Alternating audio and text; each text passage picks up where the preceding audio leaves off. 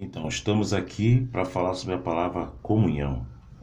O texto de Atos dos Apóstolos, capítulo 2, 42, está escrito assim: E perseveravam na doutrina dos apóstolos, na comunhão e no partir do pão e nas orações. Em cada alma havia temor, e muitas maravilhas e sinais se faziam pelos apóstolos.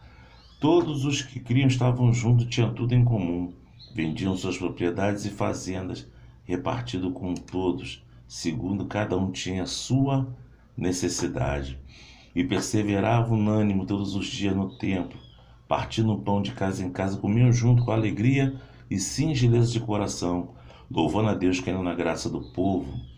E todos os dias acrescentava o Senhor à igreja aqueles que haviam de se salvar. A palavra aqui é comunhão. É essa palavra aqui, koinonia, significa comunhão. E aqui são os primeiros passos da igreja primitiva, né? Como eles viviam em comunhão, tinham tudo em comum. E o crescimento, Deus ia acrescendo, fazendo com que a igreja crescesse. Isso é muito lindo. Eu fico imaginando hoje, com a tecnologia, com o desenvolvimento, com o avanço que nós temos tecnológico, e alguns, eu vou falar isso, eu me sinto até triste, mas eu tenho que falar. E infelizmente algumas igrejas, nem todos, estou fazendo divisor de águas. Algumas igrejas constroem impérios, algumas igrejas matrizes constroem impérios, enquanto as igrejas filiais estão sofrendo, estão capengando, estão em frangalhos. Nem todas as igrejas fazem isso. Existem alguns pastores que têm verdadeiros impérios, que passam dinastia de pai para filho. Às vezes o filho não quer ser nem pastor, mas o pai consagra ele a pastor, coloca ele no seminário, alguns pastores colocam no seminário, e depois de uma formação teológica, ele assume a igreja. E às vezes não tem nem vocação para aquilo.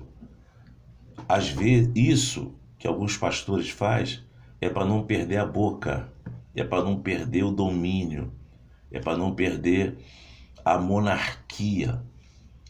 E algumas igrejas fazem isso sim.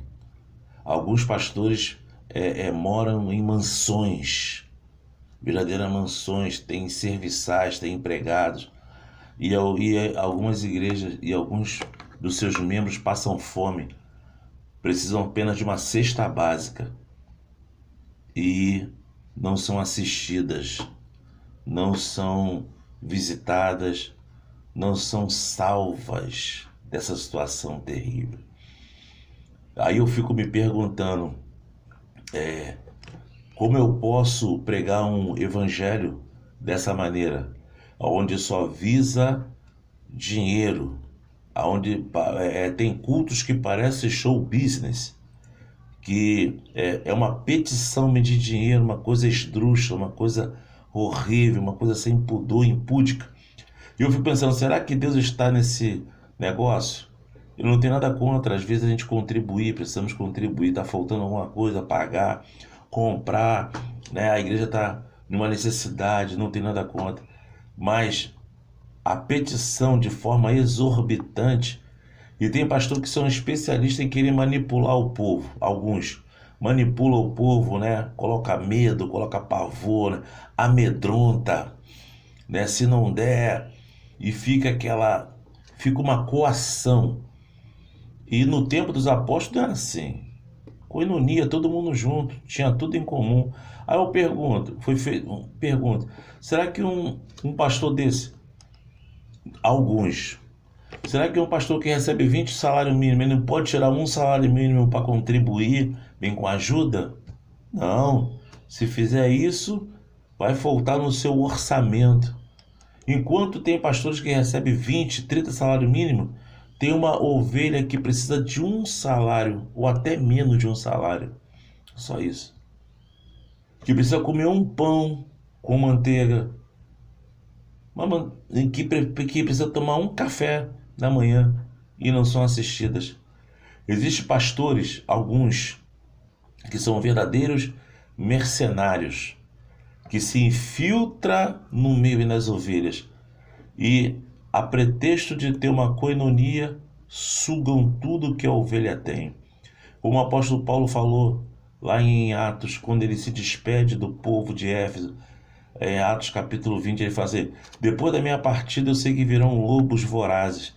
E infelizmente, tem pastor sério, homem de Deus sério, que trabalha, que tem a sua vida, que se dedica à obra de Deus. Tem pastor sério, mas tem pastor que infelizmente são mercenários. Eu não tenho nada contra homem de Deus que vivam da obra, que são sustentados pela igreja, não tenho nada contra. Mas tenho contra, sim, oportunistas que não têm que não tem vocação para nada e acham no ministério uma forma escapista. Ministério, obra de Deus, é coisa séria, é chamada, é vocação, é direcionado por Deus.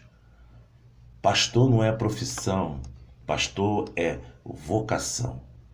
Infelizmente, no nosso meio tem oportunistas, mas eu creio que isso vai acabar, porque Deus irá, naquele grande dia, separar o joio do trigo, irá fazer divisão entre ovelha e bode, que nós possamos estar em comunhão uns com os outros. Infelizmente, não vamos deixar de fazer a obra de Deus por causa dessa falta de comunhão, de coinonia, bem que algumas pessoas têm. Repito, não estou me referindo a alguns pastores, sem citar nomes.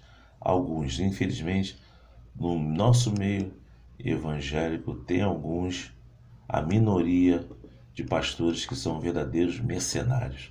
Mas que Deus possa nos dar sabedoria e nos livrar dessa corja e nos colocar de pé pela misericórdia de Deus. Se você é um homem de Deus sério, continue. Se você é um pastor sério, se você é uma mulher de Deus séria, continue desempenhando o teu chamado, o papel que Deus colocou na tua mão. Amém? Que Deus te abençoe.